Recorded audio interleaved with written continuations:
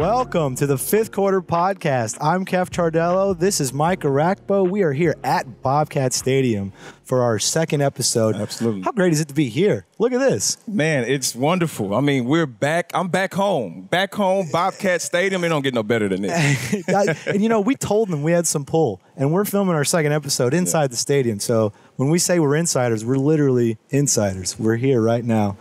But we're here for episode 2. SHN is back here producing us. Carl Schoening back there. The SHN Sports on Twitter. Go check them out. If you ever want to make a podcast like this, or you ever want to do any kind of broadcast, they have broadcast in a box. They have a camera, all the audio equipment you can need to set it up.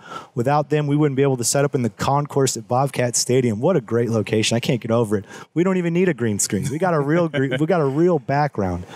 No, better than this, man. It really doesn't. It's a little warm. Yeah, I'll say that. But we're tough. You're tough. I'll get over it.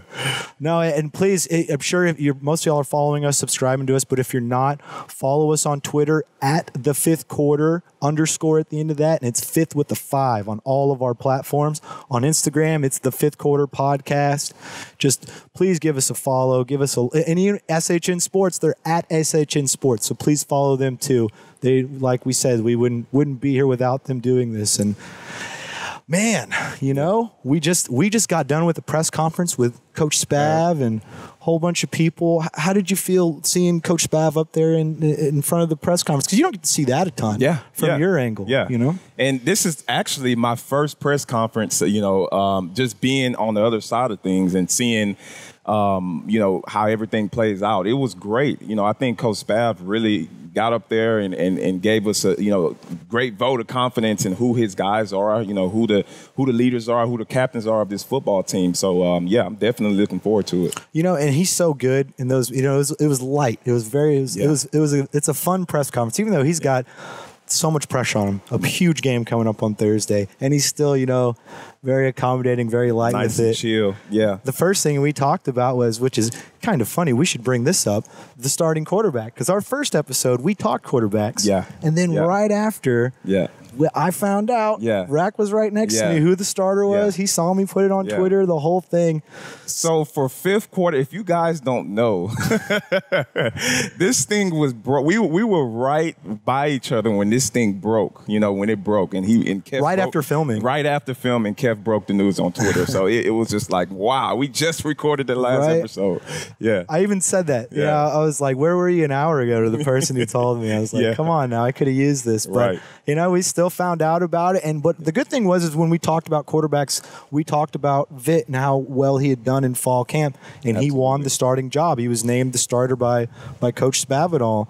And, you know, he talked about him and he said the number one thing that won him that job was his leadership. The term he used was galvanize. He galvanizes that locker room.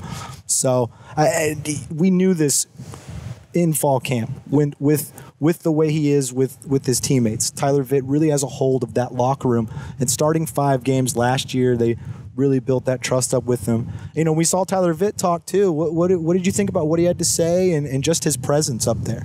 I think the main points that I took out of that was he finally gets a chance to lead this football team.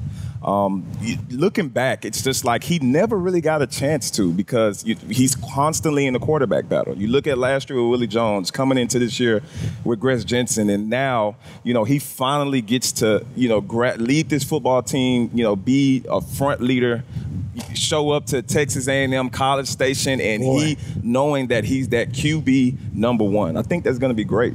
I think so too. Yeah. And you know, and you saw him last year too. Yeah. There's some turnover issues. He was a true freshman, but he also never got the keys fully. It was always Willie Jones was hurt, so we're going to put you in there. And so this year it does. He seemed like when we asked him, how does it feel when you were named the starter? He goes, you could see him like breathe. Like he's like, feels great. I've got a lot of confidence. And it's good because that guy already has a ton of confidence. So it's good to see him more confident. You know, tell me about when you saw him last year. How did you think about his play and kind of what you've seen? You know, I wanted to get you out there at practice. You know, unfortunately, a short week, they're doing a walkthrough, but we'll get you out there so you can really see him in practice. But what did you think about him last year coming into this year?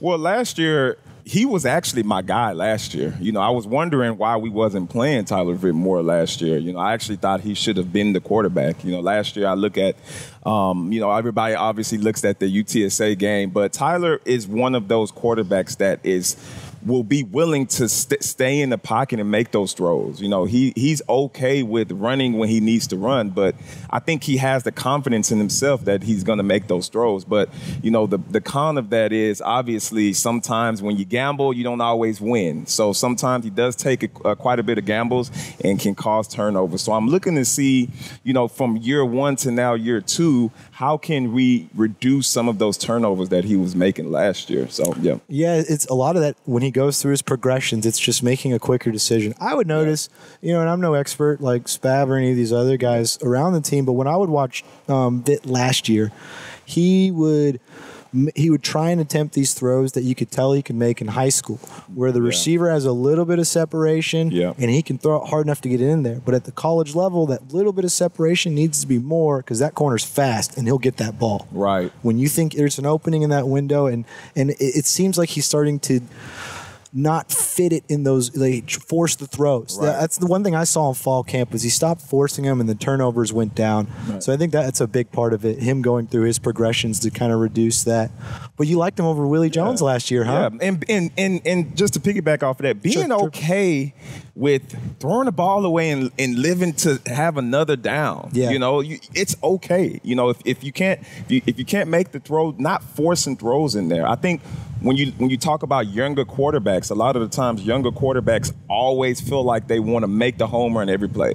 And that's more of where Vitt was. He was just like he was forcing throws, small, itty-bitty windows that completely closed. He just tried to, you know, chunk it in there. So going into this year now, I think he understands of how plays develop. He understands that he can now, you know, throw the ball away, live to see another down. Absolutely. Yeah. And, you know, that's the thing about Gresh Jensen. He's pretty good at throwing it away.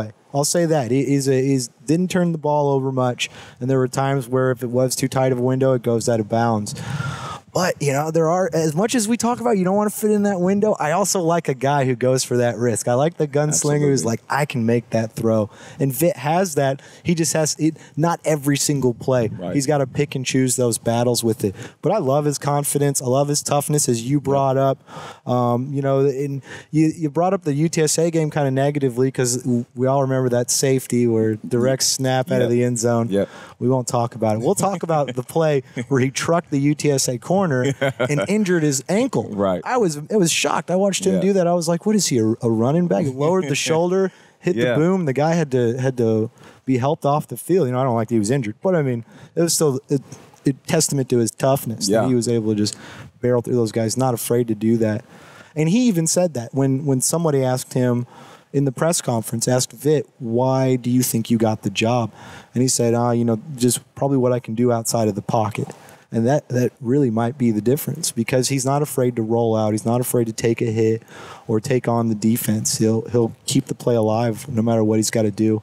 No, I love the kid's confidence, and we were talking about in the first podcast about that, and so it's cool to see him kind of get that job under center at A&M. That's going to be a tough first go. Yeah, but you know, he's a confident kid, so it won't shake him. Let's switch over to some defense because we talked to some defensive guys too today. You know, we talked to Brian London. We talked to Coach McDaniel. You saw him talk too. Yep. He linebackers coach, A&M grad. He's not an Aggie this week though, he said, which is nice. But one that we didn't talk to was Frankie Griffin. And you brought him up to me as someone that really impresses you at that outside linebacker spot. We got the depth charts in front of us, and he's there listed at the rush in, number 18. Tell me, let's talk about Frankie Griffin. Yeah. What he brings to this defense. He's almost like the Arakpo of this defense. He's that headhunter, get that sack. Yeah. Frankie is not the biggest guy, you know, him being there at the rusher position, even though he's a solid build, you know, Frankie, but he's not the biggest guy. But I think I like Frankie because he knows how to get in the backfield. Okay. As a linebacker, you always want to try and get have plays made near the line of scrimmage or in the backfield. And Frankie Griffin coming for his senior season, him being able to get that extra year now. And he led the defense in TFLs last year. Tackles for losses was Frankie Griffin. I know a lot of people talk about Nick and Brian London, which are two very great linebackers, but having Frankie being able to, bully up some opposing teams' quarterbacks is good. It's definitely good for us. Absolutely. Yeah. I mean, because they always say the two things you want a quarterback and you want a pass rush. Absolutely. Because you want your quarterback throwing the ball and you want to put their quarterback on his butt. So you want to send a guy right after him. Frankie does that. Yep. Comes off the edge with his hair on fire, and we don't talk about him enough, but he really does add a special dynamic to this team. And we talk about Brian London and Nick Daniels too much, but we got to see Brian London talk. He came out in a Tony Stewart shirt. You saw that? I did. I did. Are you a NASCAR guy? I am not a NASCAR guy. I did not expect Brian London to be a NASCAR guy. He said he met Tony Stewart in back when he lived in North Carolina. That's the cool thing about Brian London, military brat. He moved around a lot. I feel like you can really see it in his communication. So, but when he was in North Carolina, they love NASCAR in North Carolina. So. That's kind of interesting that he walked out with that shirt. The very first press conference he walked out in that I saw him when he was a freshman, didn't have any shoes on. He came out with socks. I took a picture and roasted him on Twitter for it. I still give him a little grief when I see him. Oh, man. I'm like, thanks for wearing shoes or something. But, no, but in all seriousness, Brian London, I love his poise. I mean, they brought us two guys with a lot of poise today with Vitt and London. And it's crazy that he's going into his senior year. So much football, so much experience. You've watched him a lot. Tell me about what you see from Brian London on the field and what he brings to this defense. I think he's bringing leadership. Obviously, he's bringing some great leadership and experience, being that he's been playing a lot of football for the Bobcats. But most importantly, I think he's bringing consistency. Sometimes when you look at defense players or when you look at players in general, you know that they're a good player, but it's just like, okay, when are they going to make the play? When is the play going to come? When is it? I know it's coming. But with London, it's just like, he is just consistently making plays. He's where he needs to be every time. He has a real nose for the football. He knows where to be at the right times. And that's something that we like to see in our linebackers. We want linebackers to be consistent, sideline to sideline linebackers being able to be at the right place at the right time. Yeah, he's always there. That's the thing. And it's kind of why he'll sometimes lull you to sleep if you watch him play. Yeah. Because he doesn't make the big, he's a hard hitter. But the splash. He's not the home run like Frankie would get around with that sack. Splash guy, yeah. But London is that consistent, almost like Mayo. How I compared Frankie to you is almost like London's like that Mayo, just in the middle of the defense type deal. Yep. And he's just always there. But he never makes the big hit, always makes the consistent play, though, always makes the consistent stop. And he's the heart of this defense. He's the engine that makes it go. I guess we should jump into these depth charts. We got them in front of us. I meant to do this a little sooner. But I saw Carl give us a little time mark. Good job. Again, great producing from SHN, at SHN Sports. Go check them out. Yeah, but I mean, looking at the depth chart again, you know me. When I look at the defense, it's like, my God, coming in, we have linebackers, Frankie Griffin, Nick Daniels, Brian London. We have Clifton Lewis. I mean, Clifton was another guy we don't talk about enough. High recruit out of high school, man. Goodness gracious, the dude was another guy making lots of tackles last year. He got a lot of experience there. Then we just bring in a very experienced. You got guys like Ishmael Davis on the edge. You were talking about TFLs. He's another guy. He's TFL guy. He gets a ton of TFLs. In the backfield, knows how to find his way to be in the backfield. So I mean, I'm loving this experienced defense that we're seeing here on depth chart. I am too. Yeah. And what I like too is that there are 12 positions listed. They have the nickel corner, and then they have 4 linebackers also, which gives them 12 on there. And Coach Spavital has talked about this is going to be a multiple defense. And the way the game is going these days, all your defense have to be multiple. Yeah. And the fact that they list all these different positions and all these different packages you've seen deals where it's just Savion Patton and Ishmael Davis on the line with Frankie there at the DN spot, but in a stand-up position. and he's the rush, and you'll see Clifton Lewis at the outside linebacker spot. Yeah. But it's constantly shifting around. You got Nico Isadori they'll throw on the line too, and so to the fact that they listed the guys, I was wondering how they were going to list them. Yeah, because they have 4 really solid outside linebackers. All of them are on the depth chart. Because of that extra position. Then they have 5 DBs. Mm-hmm. So I mean, when you look at the depth chart, they're saying exactly on paper what they've been saying. Right. It's going to be a multiple defense. Right. So, yeah. And I think when the first thing that stuck out to me on the depth chart was the punter. Seamus O'Kelly. Do you see that? I know we're already jumping into special teams. But I just kind of want to talk about the interesting competitions that went through. Seamus O'Kelly, Australian kid with an Irish name. Maybe, I'm sure he's got Irish background. He's definitely another Aussie kicker. I don't know if you've noticed how many Aussie kickers are about. Miami's guy who's all tatted up. Yeah. That's I think becoming A&M, a big thing. It is. It's becoming a big thing right now, A&M's backup kicker, I think, is Australian. So, I mean, they're all over. And Bobcats O'Kelly's a freshman, man. Yeah. So it's like, man, we got a freshman out there that's probably going to be playing his first collegiate football game in front of 95,000, 100,000 screaming fans. It's I'd have to look up where he played ball. But I mean, this has got to be a culture shock. The A&M because even if he was playing football in Australia or wherever he was, it was nothing compared to that. So his first game out there, hopefully his hands aren't shaking for that snap that he takes. Oh man, I remember my first game is like my first game was a rivalry game. It was Colorado State versus Colorado. It was about 80,000 fans. We played at the Denver Broncos stadium. I'm just like, I never played at anything like that in my life. I mean, I'm just like shaking like on the first play. I'm out there. You're not. You don't seem like you're afraid of anything. Oh man, as a true freshman in front of 80,000 fans, you got to get a little bit of experience first. So after the first couple of plays, what'll happen is he'll get comfortable, he'll get loose out there, and then from there it's just football. He played what he'd been playing his whole life. So it's funny you bring that up because Brian London talked about the crowd at A&M and how on defense it's something I hadn't thought of. The sound doesn't really affect you because they all get quiet for the offense. Right? Do you notice that? Does the crowd noise ever not affect you because of that? Well, at that time when we played, it was almost a neutral ground. So you had both teams there, But being that we're playing in College Station, it's going to be majority of their fans there. So when the defense is on the field, they're going to be quiet for the offense for the most part. So, it's something that we won't have to worry about. We worry about that more so at home because while we're out there on the football field, it's their offense, so we start making noise. So something that quarterbacks and offensive players normally have to worry about when they're playing away. Gotcha. Yeah. And on this point, one thing I've noticed about Texas State fans, sometimes they'll be loud when their offense is on the field. A&M fans, I know they'll be quiet. They're good at that. Yeah. So if you don't know that rule and you're watching this, please shut up when Tyler Vitt's on the field. We appreciate it. Please.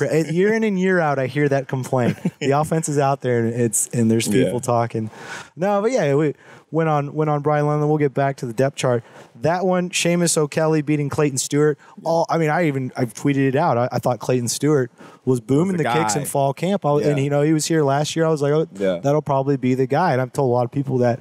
And Seamus beat him out. Yeah. And so I was shocked because looking at last year, he had some good punts. It was a little shaky. It was it felt like it was inconsistent, but then you would just see him boom it. He had some inconsistencies there. So but he definitely has the power. But he has the power. He definitely has the power. So it was something that I thought they were going to be able to work out with him as we go into the year 2 for him is next year. But it looks like O'Kelly beat him on out for that position. How about it? The Aussie Irishman? We need to talk to him. We'll figure out his background and all that. And then the other one, kicker. You got Joshua Rowland beating out Alan Arona. 2 new guys. Yeah. Joshua Rowland's from UT. He left town in Austin because Dicker the kicker, Cameron Dicker took over. Yeah. So he transferred out and now he's here. We saw him yesterday hit a 47-yarder in practice, which is pretty good for Texas State. Arona's been good. He's a little more inconsistent because he's a freshman, but it's nice to have a good, consistent P5 player and Josh Rowland come in and really take that job, because that's been an area that struggled, is kicking for sure.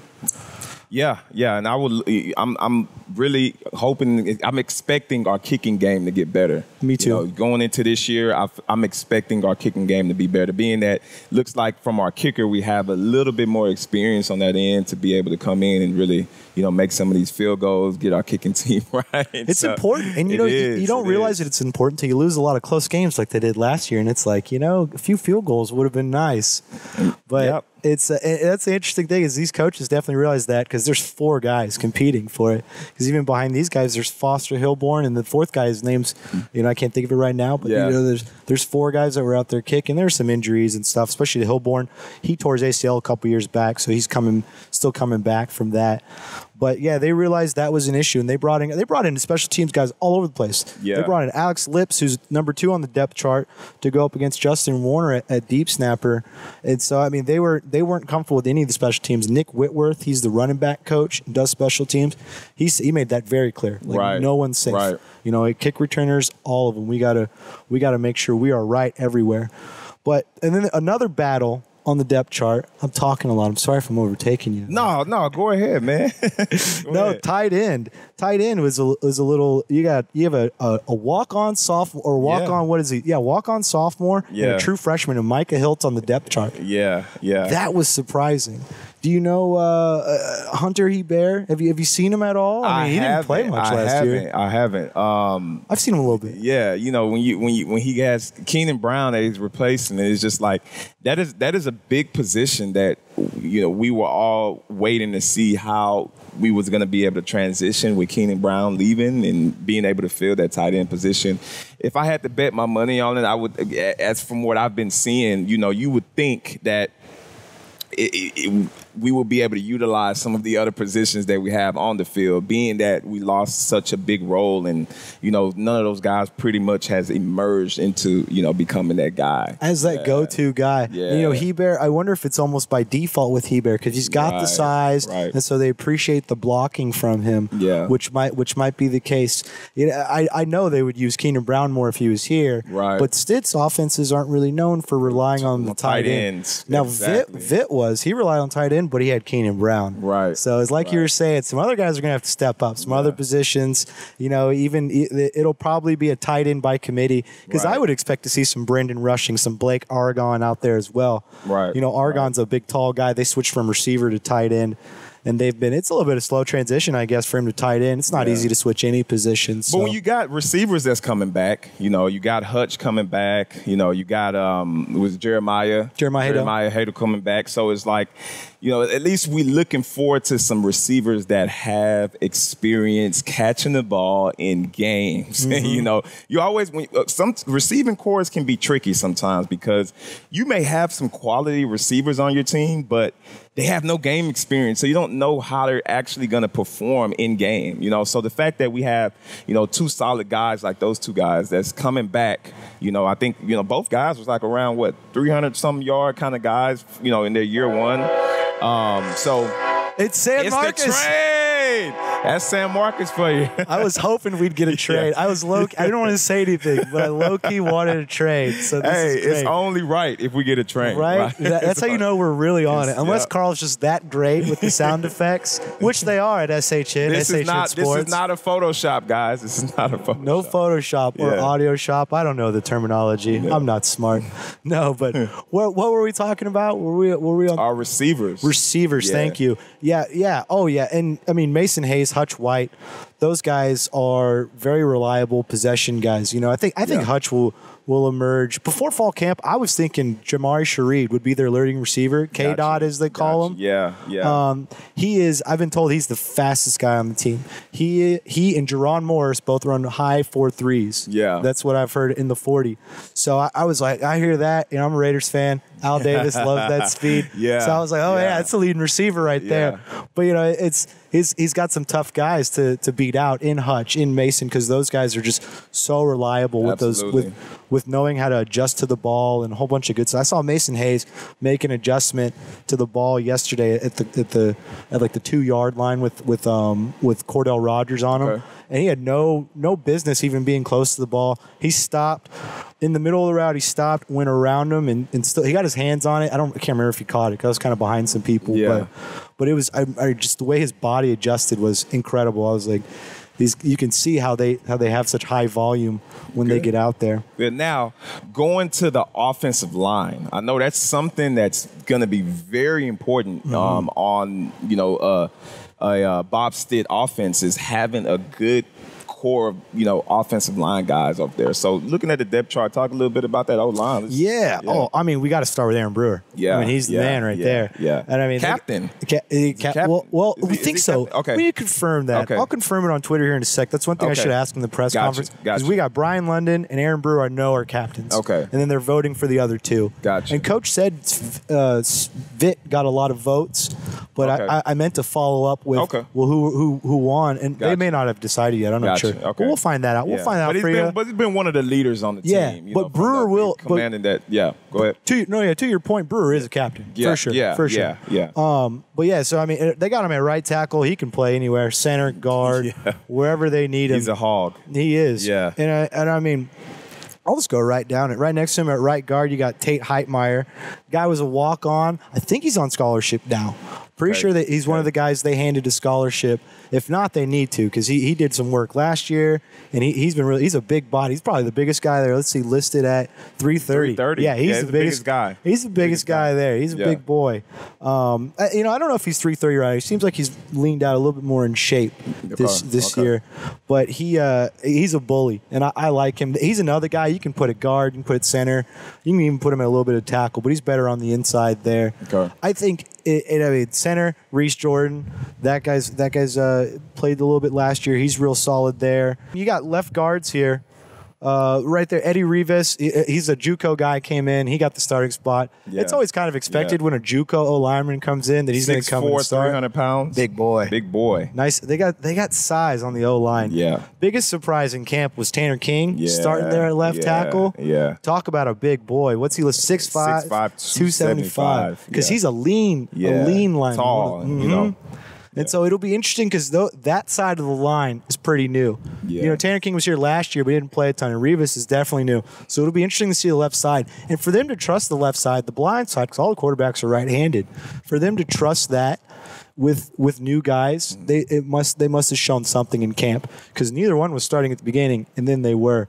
So, absolutely. When you talk about your offensive line, normally how it is your better guys are going to be on that left side. Mm-hmm. So the fact that we have inexperienced guys that really haven't played much for us, starting on the left side, starting at left guard and starting at the left tackle, guys like Tanner King, being that first year starter there at the left tackle position on our O-line is, pretty interesting. And they're taking offense serious between Stitt and Spav. So I mean, and Clay McGuire, the offensive line coach they brought in from Tech, he's the real deal. He's a good coach. Real deal. Man. I like him. Yeah, I like Coach McGuire. I've seen him a couple times. I'm like, that's the kind of line coach we need. He's that quintessential lineman coach. Yeah. Loud and big. Yeah. And I love it, man. And I think he's going to get them right this year. Really, really feels that way.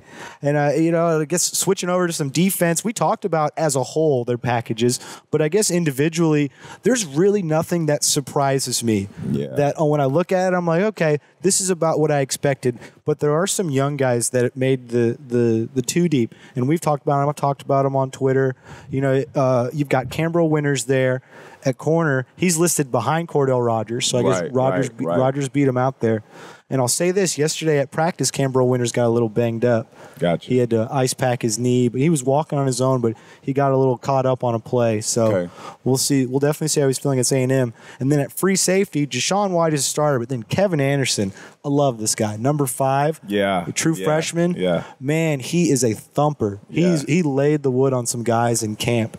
So it'll be fun to see that freshman get out there and see what he can do. Good. I mean, I don't expect him to thump any big old P5 Aggies, but he might. Yeah. He might. You never know. You could prove me wrong, Kevin Anderson. And then DeJordan Mask. If any of the, I kind of expect a little bit from Kevin Anderson, but DeJordan Mask, he kind of came in late. Didn't expect him to probably like a redshirt guy or whatever. Right. And he really emerged. They play him at corner. They'll play him at that nickel spot with JT Taylor. Right. So they move him around a lot, and they trust him because the thing about Campbell Winters and Jordan Mask is they're big bodies. And that is different than a lot of the other guys. Jerron Morris might be the best corner on this team, and he's 5'8". And these other guys are tall and big, so it's cool. It's good to see young guys on the 2 deep. You know, I mean, you've been on a defense like this. What's it like to have, especially DBs? That's a tough position. What's it like to have a lot of young guys out there? Is it kind of a lot of growing pains? Some of the older guys are going to have to lift them up, or what do you think will happen there? Well, I'm not. You know, the 2 deep is. You want the younger guys to be behind experienced guys. It's good because if you have, 2 experienced guys there, then it's going to be hell the next season because now you're playing with guys that have absolutely no playing experience at all. So the fact that we have younger guys in the 2 deep, they're able to travel with the team. They're able to get themselves in some of the games, just get a little bit of playing time, maybe a couple snaps. If some of the games get out of hand early in favor of us, we're able to get some of our younger guys out there and get some good experience.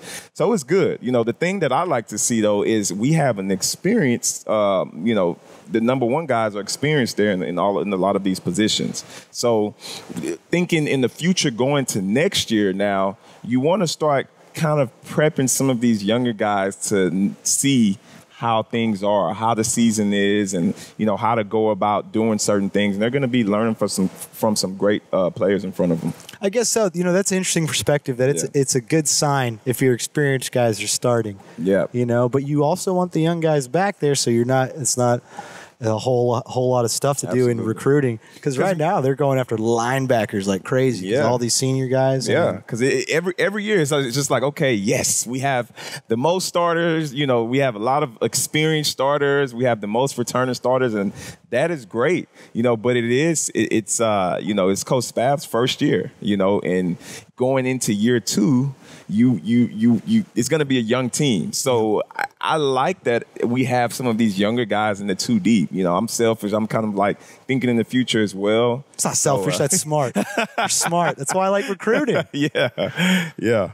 But yeah, I'm with you there. Yeah. I'm with you there because it is good. It'll be great to get Kevin Anderson and all these other guys some experience this year for when they're the guys next year. Absolutely. And it is nice to finally, because the Withers area just felt like they were always young. They were always so young. A lot of that's because some guys left, but that's another deal. But they were so young, and now they're finally grown up, and then like that, they're going to be gone next year. And it's like, okay, got to capitalize a little bit now, But yeah, that's pretty much it on the depth chart. Kind of transitioning a little bit to some of your questions. We asked you on Twitter, throw us some questions. Ask Fifth Quarter, hashtag Ask Fifth Quarter, and that's that's fifth with the number 5. Just so you know, at 5th. 5th. I like clarity. I just want everyone to be clear on that. No, I'm going to pull up the questions because I don't have the best memory. But let me see. On Twitter. So in case you didn't know, I know Keff, just to piggyback on Keff, every episode we're going to be answering actually some of you guys' questions. Okay, so if you want to get your questions in, you just go on Twitter and you use the hashtag. What is the hashtag, Keff? Hashtag Ask Fifth Quarter. And there you go. Number 5. And you can send your questions in. We'll get them answered. Right off the bat, number 1 I'm looking at from @ETXBobcat16. Why did Rak cut his dreads? I want to know it too. Why'd you cut your dreads? Why did I cut my dreads? That is a great question. It's a non-football question, but it's an important question. Right.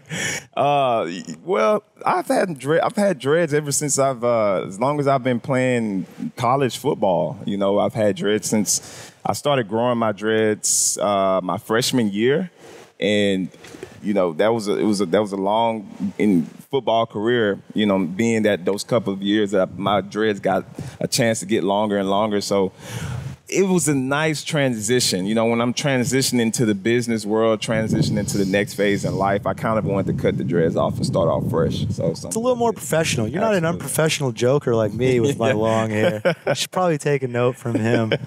No, that's a good answer though. Good solid answer. Now, our next one, this isn't much of a question, but this one's pretty interesting, so I'm going to go with it. This is from @Gucci Handmade. Love it. The actual name is Roof Vader Vodkasberg is the account's name. I don't know who you are, but you're amazing. It says, I'd like to hear your thoughts on this bet. And he he gave us a bet that he bet $100 on. I'm assuming that they bet $100 on for the Bobcats to win the Sun Belt Championship.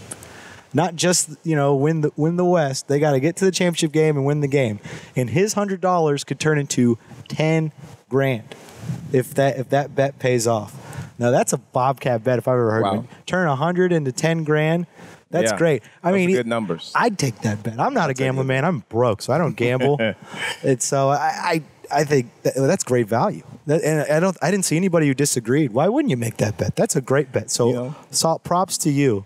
But what do you think of that bet? $100 investment, possibly to turn around and give you a $9,000 and $900 return. Oh man, I think it's great. It's a no-brainer if you ask me. And they said that they will use it to pay off their student loans at Texas State. So I'm definitely rooting for you. Then a lot more incentive for me personally. Yeah, even though I'm supposed to have journalistic integrity and be unbiased, which I am very much. No, that is a good bet. I don't root for the Bobcats. That is a good bet.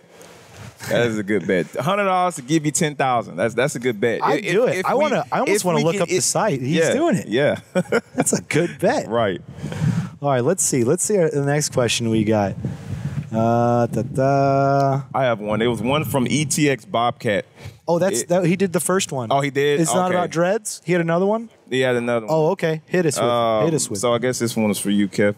Has the coaching staff done anything to prepare the Bobcats for the noise atmosphere of Calfield? Yes. And I'm actually about to post Spav and Vitt and McDaniel and London all talking about that. And we asked all of them that. We're like, crowd noise, what have y'all been doing? And a big thing they've been doing before their answers this week and last week they had a mock week to prepare for the short week this week. And they've been blasting music. And yesterday it was really loud. They ramped up the volume all through practice. Drills, they have it on kind of loud. When they switch to 11 on 11, they have it on real loud. It's echoing. You can hear it down the street. So they're trying to get them prepared and ready for that because it's going to be loud at A&M. And they all said it. Vitt talked about how they were warming up in that. And, and London talked about it where they'll get quieter when he's on the field. And we brought that up too. But, Vitt was saying that he doesn't think it'll bother him. He's a pretty confident guy, as we brought up. So, right. But yeah, they've been preparing these guys for that crowd noise. As much as they can. You can't replicate that, though. Yeah. I mean, it's so hard to redo that without actually being Kyle Field, but we'll see if they're ready. Yeah, you can do as much as you can to try and replicate it and simulate how things are going to go, but I've been to Kyle Field. It's a one of a kind. It's a one of a kind place. I know it was actually rated one of the toughest places to play in the SEC conference. So they're weird though. Yeah, they're weird fans. They stand the whole game. P5 greatness at what cost is what I ask. Right. We're cool here in San Marcos.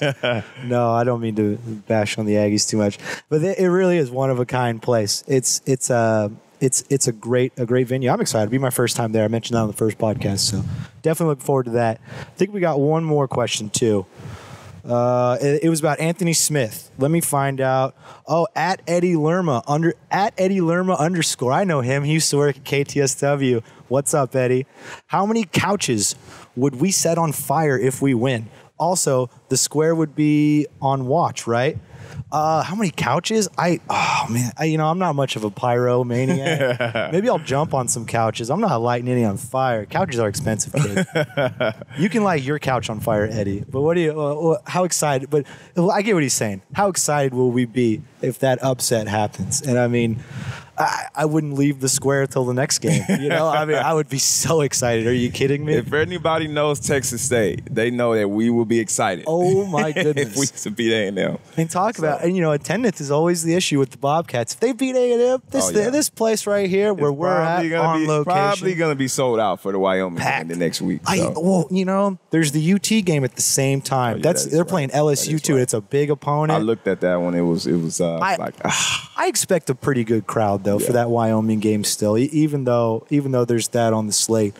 But no, I mean, to answer your question, Eddie, I'm not lighting any couches on fire. I don't think Rak is either. But we will celebrate, and we'll find you specifically on the square. But I think that was it. We didn't have a ton of questions. Ask more questions. #5th quarter. Terry likes Anthony Oh, thank you. See, and another reason why you should get SHN to help you. He just reminded me of the other one. Anthony Smith. Do you know who brought up? Who has? Terry Lice. Oh, yeah, I know him. Hey, at Terry Lice. What's going on, bud? Anthony Smith. Yes, it's been a long go because it was spring 2018 that he had his injury. And now we're into fall camp, and he's still out. And we saw him rehabbing a little bit at the beginning of fall camp. No pads or anything. He had pads on in spring, but none this fall camp. And I saw him at the beginning of fall camp, and I just hadn't seen him around recently. I know he's still on the team, but it's probably taking longer than expected on his knee. So probably I won't expect him this year, especially when they're so strong at running back between Anthony Taylor, Caleb Twyford, and Jalen Nelson. They're pretty strong at running back. So they're probably letting him take as much time as he can. And, with it being an injury, he'll probably be able to extend this into extra years. I mean, we got two guys out there now, Ishmael Davis and Frankie Griffin, who are 6-year seniors. 6 years. They had injuries and red shirts. So Anthony Smith will probably be able to do that. He's only burned 1 year, and that was his freshman year. That was a really good first year. Yeah. I went to Keller High School up near Fort Worth, and their rival was Fossil Ridge, and that's where he went. So I didn't want to vote for him. But I'll tell you what, he came in, and I was like, I like that Anthony Smith kid. So, and these injuries, you never can know how things are going to go. Yeah. You can be doing everything you can to make sure that you're back on time, and you never know. Yeah. So, I'm sure he's rehabbing and in the training room every day, doing the things he needs to do to get back to the team as soon as possible. Absolutely, because he's a talent. You add him to the mix with these other running backs, and they could definitely use him with Anthony Taylor being a senior. Yeah, they're going to need more guys to fill in. They also have some other good young guys. They got Calvin Hill that they brought in this year, so they're pretty good at running back. Yeah. I'm pretty confident there. I think we got a good room. A good room. I don't think there's any and you can touch on this too, but I don't know if there's any guy that's just going to be like, you're the premier guy. You're going to be carrying all of the loads. I think we have a good room of good running backs, and then I'm kind of looking for that committee kind of giving guys able to show what they can do. Running back by committee a little bit. That's kind of what they're doing. But I will say, if they're a premier guy, it's Anthony Taylor. Anthony D. Taylor. Okay. He's their bell cow, if you will. Right. But he's not every single carry. He's not even going to be 3/4 carry, maybe half. Right. And they'll spill the rest with everybody else. Because it will be by committee. And I feel like the Lions improved and running backs improved, so that should be pretty fun this year. When they get to the Sun Belt, it'll be fun. Maybe not Thursday. We'll see. Because if I'm talking about one thing that scares me, it's the line battles with that. And we can get in it. Well, I guess we're ending it kind of talking about A&M. Right. So we could kind of get into the nice, not a very smooth segue there, but we'll just jump right into A&M. But yeah, where I'm most concerned for the Bobcats is the line. They're just outsized on both sides. On their D line is bigger than our O line. Bobcats O line is smaller than their D line. It's just it's.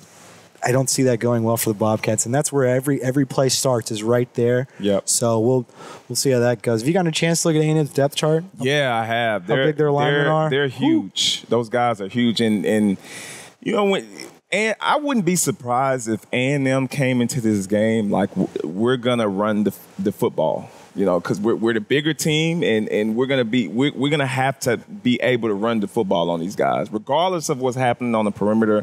Obviously, they have their quarterback that's gonna be able to do his thing, but I think that they're gonna try and control the line of scrimmage with our guys. They're gonna say, look, you guys aren't big enough for what we can do over here, so we're going to have to do the best job as we can in controlling that line of scrimmage right there.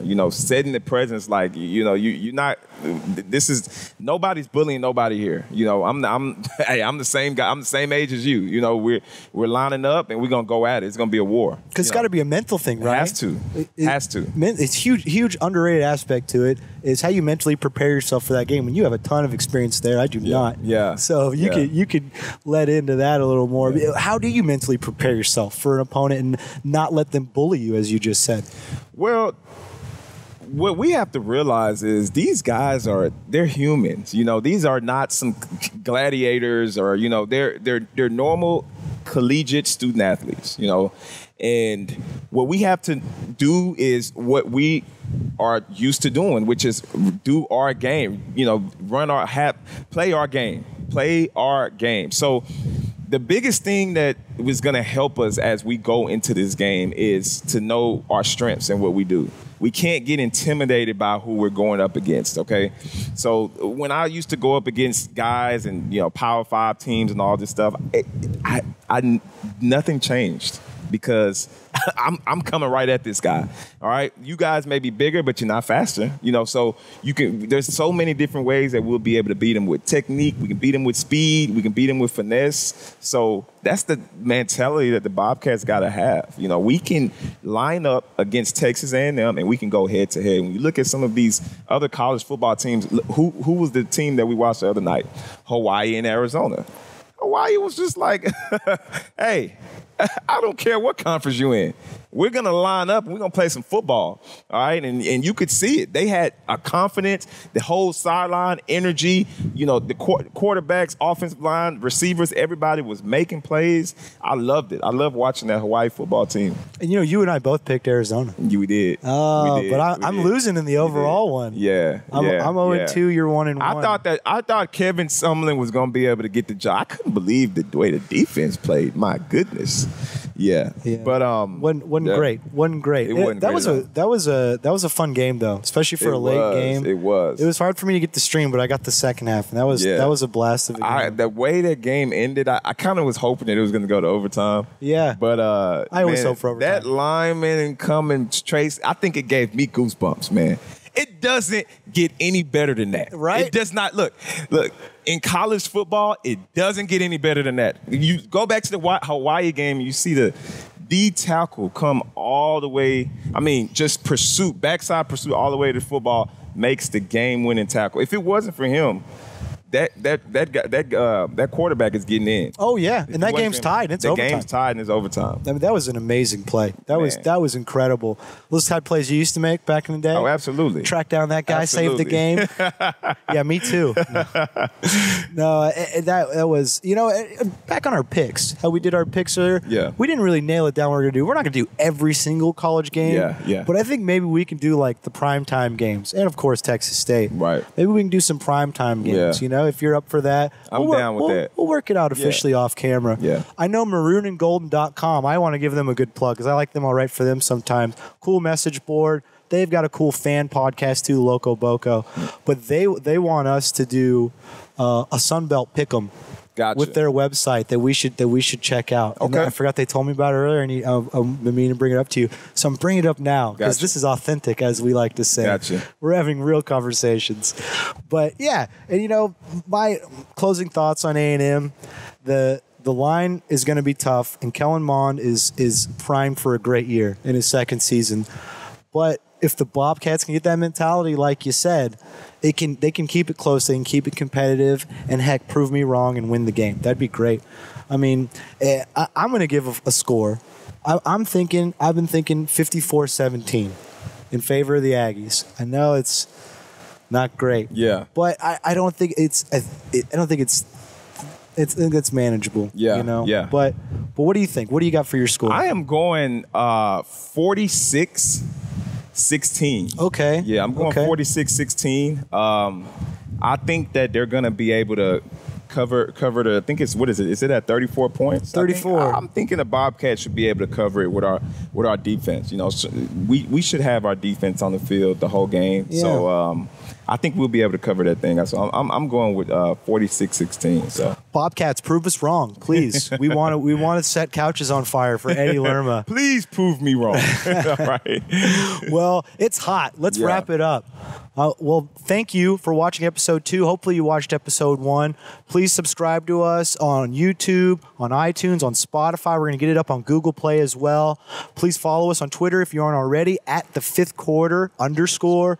And then on Instagram, it is at the 5th quarter podcast, I believe. 5th quarter podcast, I'm getting that right. Yeah. Follow at SHN Sports too, for if you ever want to produce a podcast, a show, whatever you want to do. They're willing to help you. So reach out to them and try and figure that out. And we brought it up in the first one. We'll bring it up every time until we have them. But we really want some sponsors for this podcast. We want to keep this going. We want to pay the great SHN and keep everything going for a nice long while. Because this is nice. This is fun. Especially when you keep popping up at Bobcat Stadium or random places. Yeah. And even if you are a sponsor, we'll do this. We'll pop up at your business location, and we'll try. I don't know if we have the capability to do it live. That's on Carl's end. Oh, he's nodding yes. So yeah, we'll do it live.